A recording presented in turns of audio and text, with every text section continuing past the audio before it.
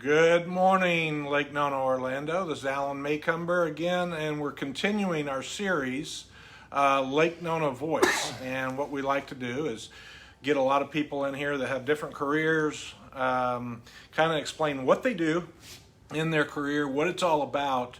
I've got a good friend of mine today with me, Mr. Mark Cooke. He is a long-time air traffic controller. So when it comes to buying a house or selling a house in Orlando, I'm the one to go look at them and take you out. But where do you want to live in Orlando is the key. And Mark is going to give you a little bit of insight on that, and we're going to ask him a few more questions. So, Mark, tell us right off the bat, how'd you get into air traffic control? It's a unique job. Well, when I started in the job, I actually had signed up to join the Army. And a recruiter, long story short, I was misled by a recruiter and ended up in air traffic. Figuring I could change MOSs after 2 years, I said, I'll give it a try, thinking I was going to learn some electronics. I went to school for the Army at Fort Rucker and absolutely loved it. And a year after I got out, turned it into a career. Tell me a little bit about what it takes to be an air traffic controller. I was a pilot. I knew how to fly planes, but when it came to doing the test and everything and the education for air traffic control, I couldn't get it. I really could not catch the grasp. You gotta think in it's a three-dimensional chess puzzle, so to speak. Okay. You have to be able to look at a two-dimensional display and think in 3D as far as where the aircraft are located, speeds. You got to calculate the speeds out real quick, so a good math background really helps. But it was explained to me once you have to be a little bit weird in the way you're thinking. Well, I can imagine, because I tell you what, tell us a little bit. Everybody thinks air traffic control is all in the tower. That's it. There's just the people up in the tower. Tell them a little bit about the different parts of air traffic control. Okay, well, first off, air traffic control is not the guys with the wands doing this on the tarmac. Okay, a lot of people seem to think that. You basically have three different phases. You got the tower, you have a radar approach control, and then you have the center. Those take care of all three phases of flight. Tower takes care of the takeoff and landings. Then you got the approach control that gets the aircraft separated in a high density area and pointed in the right direction on the right routes and the right airways. Then we hand them off from an approach control perspective to the center. And the center is what's called en route. They take care of the high altitude stuff. An example here in Orlando, we have surface to 16,000. The center goes up to, the positive control areas and the high altitudes that the aircraft fly out, which is anywhere between 29 and 38,000 on average. Okay, so where are these, if there's so many different areas, where are they located? I mean, you talk about air traffic control, you can't be all in one spot at one time. True. Of course, like Miami's got, there's a center in Miami Center. They've got Miami Tower and Approach, takes care of that area, which is high density. I worked down there for about 9 years before I transferred up here. Here in Orlando, we have our Orlando Tower, as you can see it anytime you drive down the B line. And then on the airport proper, separate from the tower, we have our radar approach control. And that takes care of 500 or so square, well, actually I can't remember what the square mileage is, but it's roughly a 50 to 60 mile radius around the airport here, surface to 16,000. We deal with Miami Center on the south side and Jacksonville Center on the north side. So Jacksonville Center is our next center, and the centers are located all over. I can't name them all, but you've got a center in Atlanta Center, you've got a center up in the Northeast, Washington Center, and then centers all across the United States for the en route traffic. For en route traffic, right. Okay. So you worked basically, and were you here during 9/11? Yes. Were you actually in? Tell us what that was like, because I think a lot of people would love to know what that was like when you got the order to say ground all traffic. Yeah. I was here, but I was not at work that day. Okay. I was watching it unfold like the rest of America on TV. My daughter was 1.5 years old in my lap. I did call into work to see if they needed any help. They said no. But once I returned to work 2 days later after my weekend, and it was eerie because there was nobody flying. It was really, really eerie. The only thing we had in the air was emergency aircraft and support aircraft, and that's it. Wow. And which, coming from two different high density facilities, is spooky. Yeah, that is pretty scary.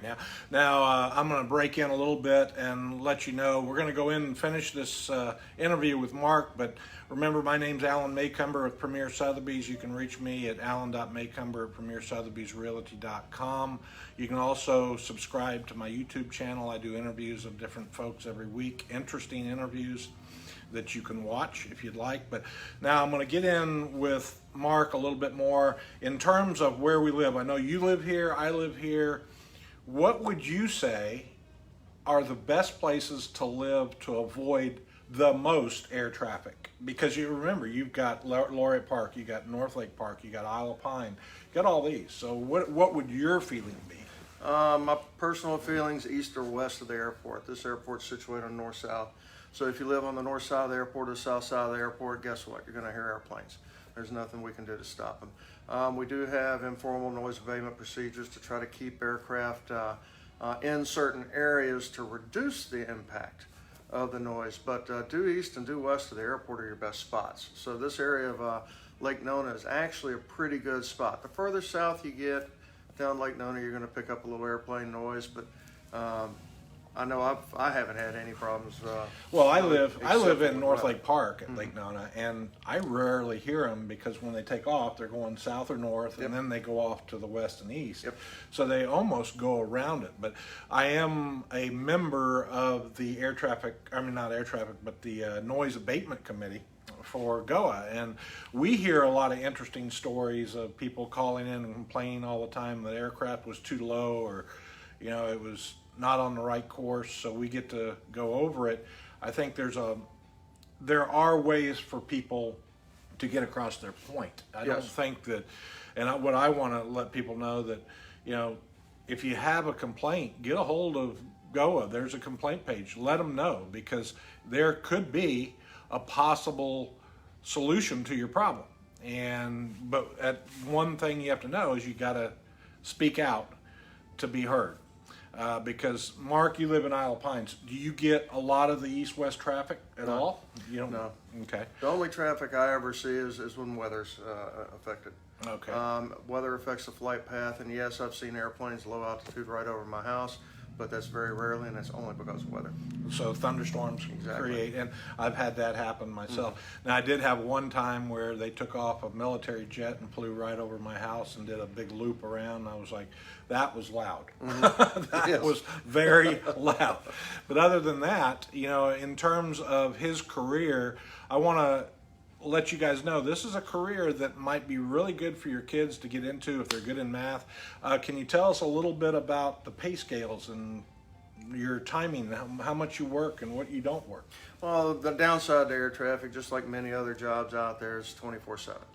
So yes, you spend a career in it, you're going to miss birthdays, holidays, and different events and everything. The compensation is rather well for the job. It's a very well compensated job because of the work that you're doing and the schedules that you work. Terms of stress, what would you say the different stress levels are in each position as air traffic control? If you were at TRACON, or you're the tower, or you're the center, which ones have the higher stress? They're all fairly equal as far as the stress level goes, and a lot of people think in air traffic that you're stressed out from the time you clock in until the time you go and clock out. And that's not necessarily the case. It's when you're busy is when the stress level peaks. So you might go through 10 different cycles during a shift where you peak out on stress and then mellow back out, which is not really good for you, but it's just the nature of the beast. So do they break it up? I mean, when you go in, you say you work an 8 or a 10-hour shift. Do they give you breaks in between, or are you sitting for that 10 hours? Yeah, you get breaks by contract. You're allowed a break every 2 hours. Depending on staffing, which staffing across the country is rather low right now, you will spend close to 2 hours on. But you do get your breaks. You do get to break it up, and then when you do take a break, normally when you come back, you work a different position, so you don't get in that rut working the same position. Okay. So even though it's the same job, it's different altitude stratum or different types of approaches and stuff that you're doing. So. Oh, that's interesting. So that kind of keeps the job a little bit more interesting. Yeah. Well, that's kind of it for the interview today. Again, my name's Alan Maycumber, Premier Sotheby's. If you want to know where to live in Lake Nona and Orlando, get a hold of me. You can reach me on my website. Also subscribe to my YouTube channel. This is Mr. Mark Cooke. He's a long-time air traffic controller. He knows his stuff, I can tell you that. So I want to thank him very much for being on my podcast, and I will see you guys a little bit later. Next week we'll have another guest. Remember, Lake Nona Voice. Thanks again. Have a great day.